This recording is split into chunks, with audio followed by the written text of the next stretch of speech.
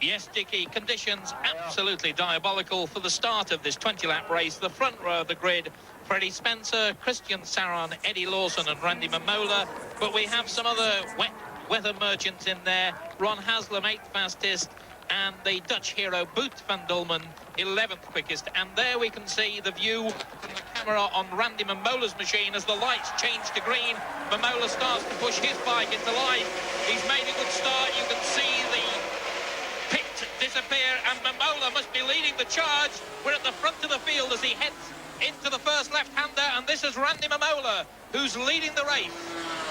Mamola out in front, peeling over hard right, the track awash with water, the rain pouring down, the rain pummeling off the windscreen of the Rothmans Honda machine, and there is Randy Mamola with Didier Durandigues behind him and a whole bunch of riders. Mamola in the lead. We saw that magnificent shot from the bike, the camera fitted on his machine. Well, what a dramatic start to what I'm sure will be a dramatic race. Here's another shot of the start. Lawson climbed on board, but the bike didn't start too well. Didier Durandigues, Randy Mamola on the far side, bike number 2. Freddie Spencer had a good start, and so too did Wayne Gardner. Back with Randy Mamola out in front, hanging over the bike, the foot on the other side of the machine off the Boris, and Ron Haslam is second. Didier Durandigues is in third place, and you can see with how much caution, and there is again this superb photograph, this picture on Mamola's machine, the camera fitted in the fairing of Randy Mamola's bike as he leads the 500cc Dutch TT on the opening lap in absolutely awful weather conditions. But it's Mamola out in front, the clear track. You see the wheelie there, the front wheel came up in the air as Mamola put on the power. There's Mamola's machine at the top left-hand corner. You can see the camera that's being used to show these photographs. And that is how it is from a rider's viewpoint. And a tumble there, Spencer, Saron. And Spencer obviously hobbling. He wants to get back to his machine, and Christian Saron and Freddie Spencer have both gone out, and they're pointing to some damage on the machine. Yes, it looks as though the exhaust pipe's been kicked up and it's lying across the rear swinging arm.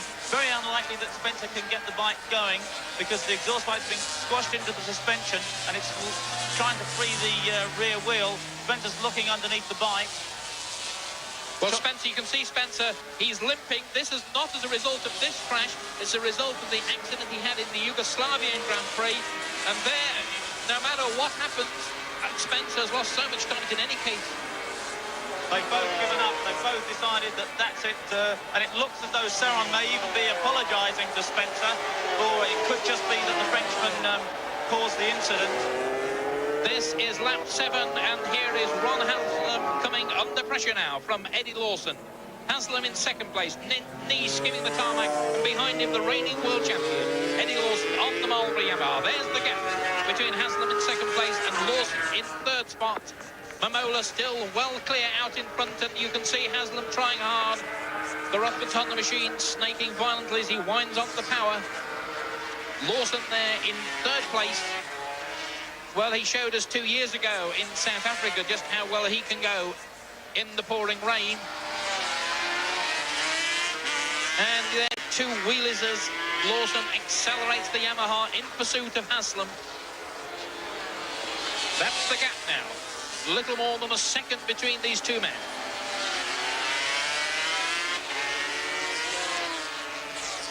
Haslam in second place, Lawson in third spot.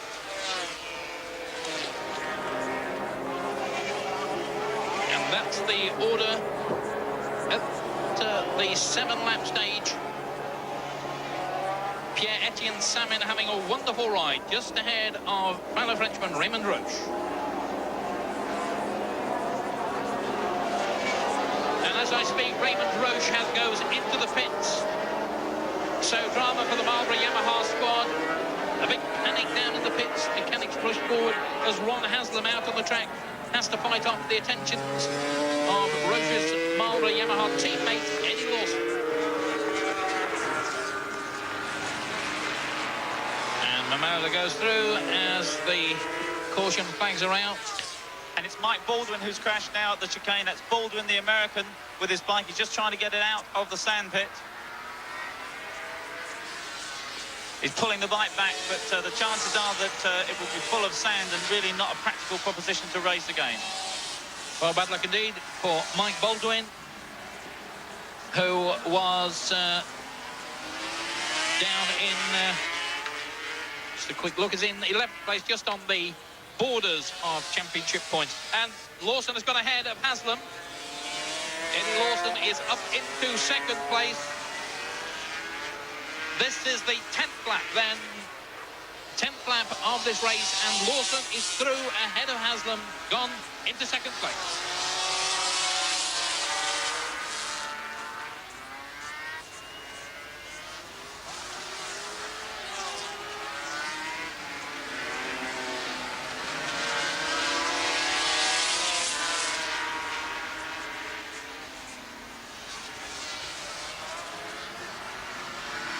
Oh, and Lawson down. Lawson crashes. He touched the white line and he goes bouncing into the bales. That's the end of the race for Lawson. He just got offline and touched the white line. He's going to pick up the bike and see if he can ride it, but it really hit the bales a hell of a thump.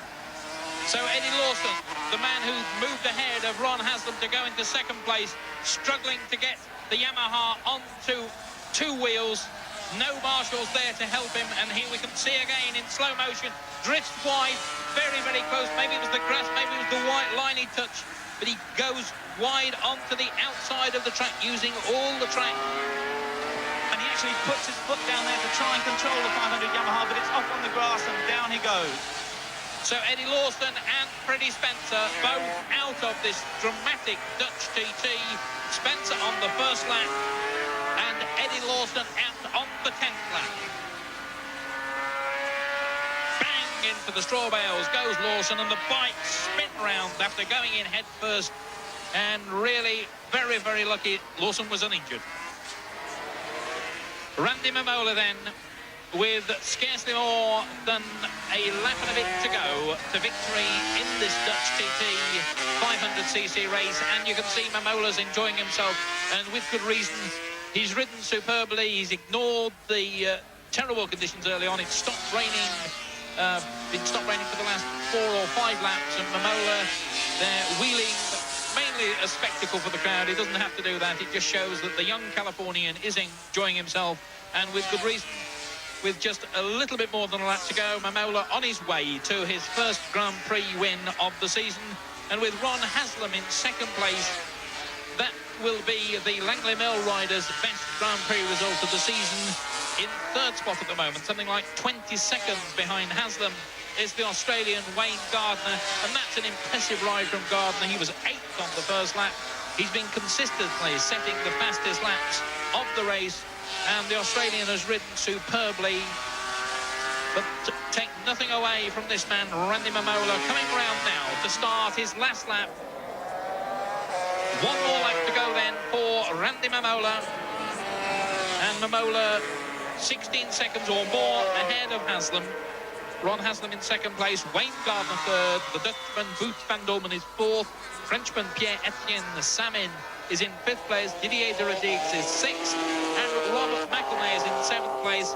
And McElnay is the last man not to have been lapped by the race leader, Randy Mamola. Well, we've seen the drama, of course, of Spencer going out early on, then Lawson crashing to the deck midway through. Been a dramatic race, Peter. Yes, it certainly has, and Mamola has kept up his concentration superbly, whereas Lawson made the mistake and touched the white line. Mamola's looked absolutely fantastic, never to have put a foot wrong. That's not to say that this Honda hasn't got out of shape on several occasions, slipped about a lot, but Mamola has controlled it superbly. So Mamola, having started the season in not so good, you can see there that the bike is still sliding, and Randy, I'm sure, despite the scares, will be enjoying every moment of this. He's had a lot of dirt track experience, and motorcycles sliding around don't worry him in the slightest. Mamola then on his last lap, Great performance from him, but what a ride too from Ron Haslam. He made a superb start, or didn't make his usual superb start. He was down in second and third place. For him, that's a bad start. Normally he rockets to the front of the field. And a nasty moment there from Mamola. Are we speaking too soon? Well, Randy really has got to just curve himself a little bit. He's got a comfortable cushion between himself and Haslam in second place. And that's twice on this lap we've seen him nearly overcook things, Peter. Yes, it may be the just losing concentration. He's already thinking of that podium, and that's what he can't afford to do. That last slide will have surely reminded him he's had another one there, that he's got to keep the concentration up for those last mile until he actually crosses the line. Well, wouldn't it be tragic if he landed on his ear on this final lap? Certainly a rider who doesn't normally make mistakes. He fell off in Yugoslavia the last round of the World Championship, had a look over his shoulder then just to make sure he's not going to get caught out, and he isn't, because Ron Haslam in second place is a long way back. Mamola then just a few more 100 yards, coming up to the chicane for the final time. And the first Grand Prix win of the season for Randy Mamola. An excellent performance from the Californian. There'll be a big wheelie, I'm sure. In fact, no, maybe he's got a problem with the motorcycle, because that was a fairly subdued Mamola. Mamola the winner then, and here comes Ron Haslam through the chicane. And a lot of British fans here, they're cheering as well. You can see Haslam trying hard to make the fight, snaking away, and that's Ron's best ride of the season. It's going to be Wayne Gardner in third position, so Rothman Honda Machines are going to grab the first three places. We wait now for the Australian, who made a terrible start. That's one of the tail-enders. Here's number 7, Wayne Gardner, going through, and it's Gardner going to be third. So that's Mamola the winner, Haslam second, and Gardner third, and a big wheelie. That's it from Haslam. Yes, a clear way all the way on that camera on Mamola's bike, because he led to win this Dutch TT right from the start. Britain's Ron Haslam enjoying those conditions, clinching second place. Australia's Wayne Gardner was third. And despite their falls, Freddie Spencer and Eddie Lawson retain first and second place, respectively, overall. After those 7 races, Wayne Gardner's moved up into third place. Saron of France is fourth, and Haslam